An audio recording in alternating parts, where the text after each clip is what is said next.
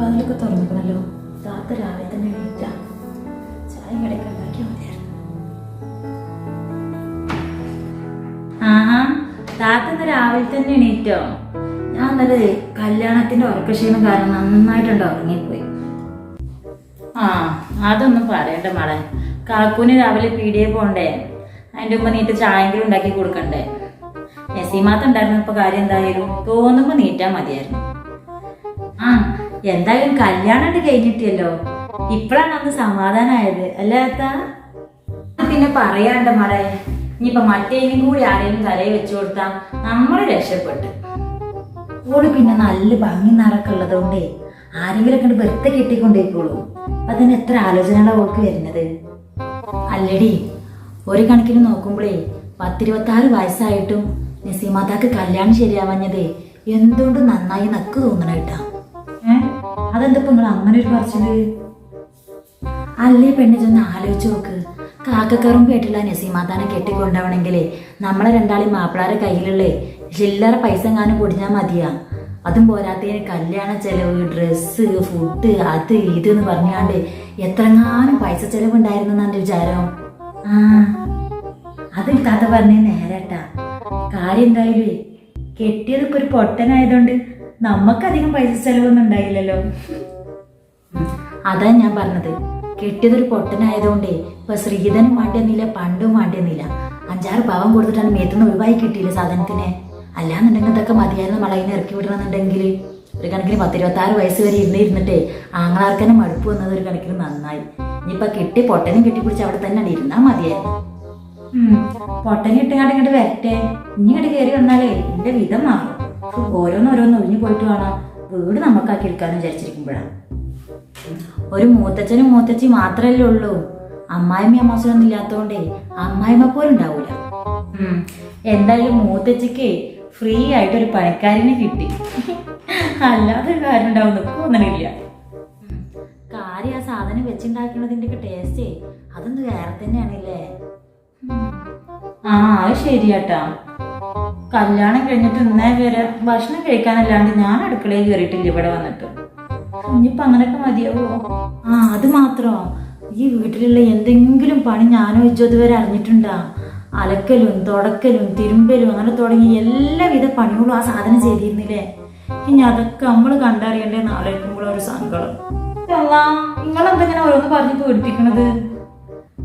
പിന്നെ താത്ത ഉണ്ടല്ലോ, അതാട്ട് എന്റെ ഒരു സമാധാനം. താത്താക്ക് പിന്നെ എന്നെക്കായും കാര്യങ്ങളൊക്കെ ചെയ്തിട്ടും കണ്ടിട്ടൊക്കെ നല്ല ശീലല്ലേ. അല്ല താത്ത, രാവിലെ കാക്കാക്ക് പോകുമ്പോ ചായയും കടിയൊക്കെ ഉണ്ടാക്കി നിങ്ങള്? നിക്കാണെങ്കിൽ നല്ല വിശക്കുണ്ട്. എനിക്ക് ഇപ്പൊ എണീറ്റ് വരും.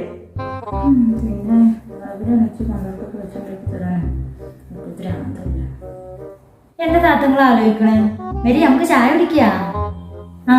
ഞാൻ രാവിലെ നീറ്റെന്നുള്ളത് നേരാ. ഇന്ന് ഇവിടെ എല്ലാവർക്കും ഞാൻ തന്നെ ചായയും കടിയൊക്കെ ഉണ്ടാക്കണം എന്ന് വിചാരിച്ചിട്ട് എന്നെ നീറ്റത്. പക്ഷെ എനിക്കറിയാലോ മൂപ്പര സ്വഭാവം. ഇക്ക സമ്മതിക്കേണ്ട മളെ, ഇതുവരെ ചെയ്ത് ശീലമില്ലാത്ത കാര്യങ്ങളൊന്നും ചെയ്യാണ്ടെന്ന് അറിയാണ്ടേ ഇന്നുണ്ടാക്കാൻ സമ്മതിച്ചില്ല. മൂപ്പരെന്നെ 2 ഗ്ലാസ് ചായ ഉണ്ടാക്കിയിട്ട് 1 ഗ്ലാസ് ഇക്കയും കുടിച്ച് 1 ഗ്ലാസ്സിന് ഇക്കും തന്നു. എന്നിട്ട് പാവ കാക്കാക്ക് ചായ മാത്രം കൊടുത്തിട്ടാണ് താത്തങ്ങൾ പറഞ്ഞത്.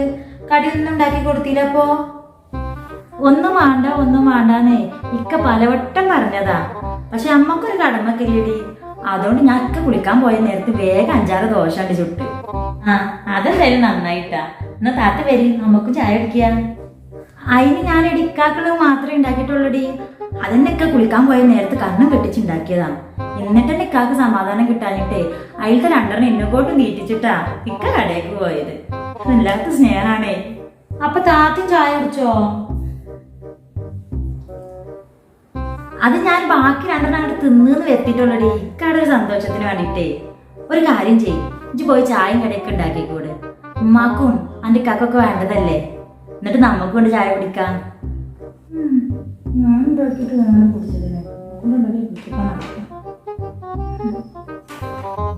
എൻ്റെ വാല് ബുക്കിൽ കണ്ടപ്പോഴേക്ക് തോന്നിക്കണേ ഞാൻ ചായ ഉണ്ടാക്കണം കാത്തിട്ട് ചെന്ന് നീക്കാൻ. ഞാനേ രാവിലെ നീറ്റതുകൊണ്ടേ നല്ല ഉറക്കക്ഷീണം. ഒന്നും കൂടി ഒന്ന് കിടക്കട്ടെട്ടാ. പോകുമ്പോ വാതിലുണ്ട് ചായക്കാം.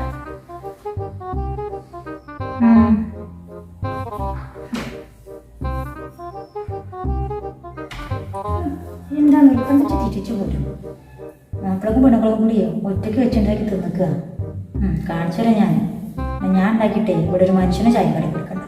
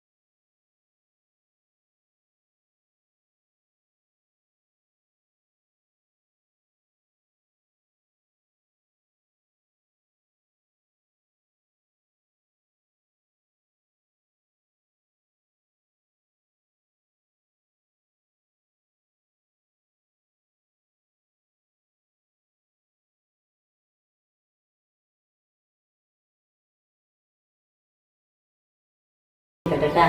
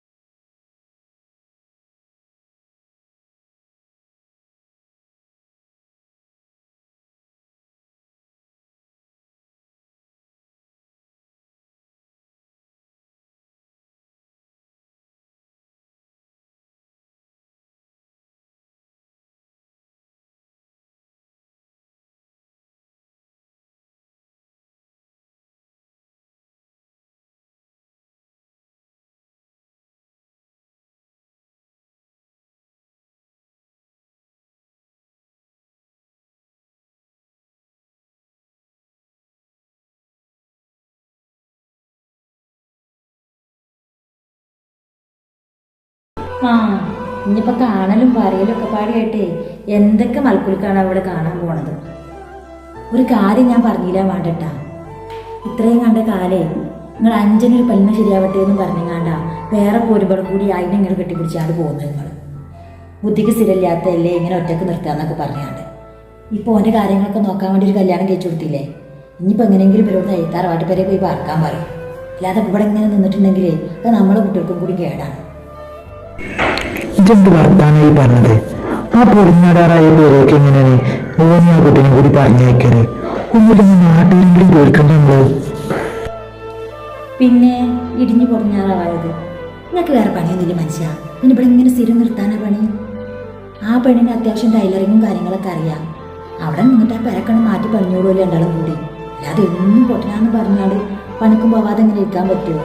ഒരു കുടുംബം കൂട്ടൊക്കെ ആവുമ്പോഴേ പോകുന്നുണ്ട് നന്നായിക്കോളും. എല്ലാം നമ്മളെ കൂട്ടത്തിൽ നിർത്തിയാലേ ഇനി വസടാകാന്നല്ലാതെ അതൊന്നും നേരാൻ പോകുന്നില്ല. ഒറ്റക്കാവുമ്പോഴേ ഓളെന്നെ പറഞ്ഞാൽ നേരാക്കിക്കോളും.